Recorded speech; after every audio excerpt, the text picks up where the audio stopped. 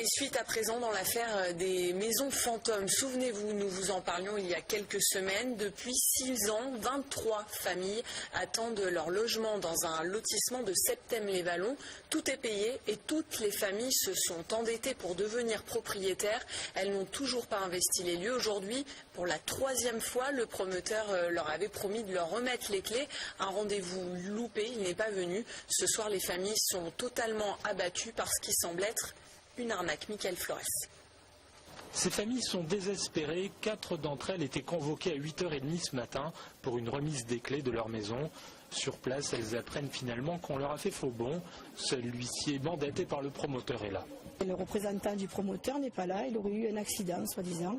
Donc on se retrouve entre nous, mais la désagréable surprise, c'est qu'on a ouvert la première maison qui doit être livrée et qu'elle est inondée. Cette 3e tentative de remise des clés échoue. Une terrasse se décolle du mur. Les acquéreurs constatent aussi plusieurs malfaçons à l'intérieur des villas.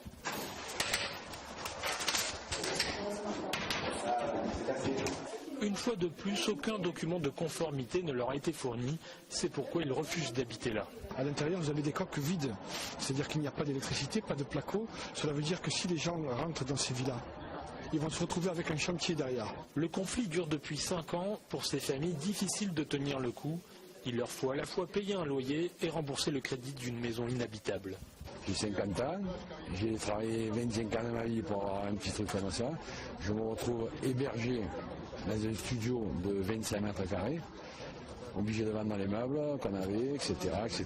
En 2010, le tribunal de Marseille avait déclaré défaillant le promoteur. Le garant devait relancer les travaux, mais le mois dernier, la cour d'appel d'Aix-en-Provence a infirmé cette décision. Écoutez, chiche, il n'est pas défaillant. Moi, je lui lance un appel pour que dès demain matin, il puisse venir et recommencer le chantier, puisque c'est la décision du tribunal. Et alors, il faut qu'il vienne demain matin avec les engins et qu'il commence les constructions. Certains sont même propriétaires de maisons qui n'existent plus, jugées trop dangereuses car sans fondation, elles ont été rasées. Le maire de Septèmes et les acquéreurs ont demandé à être reçus par la ministre du Logement pour lui exposer une situation de plus en plus intenable.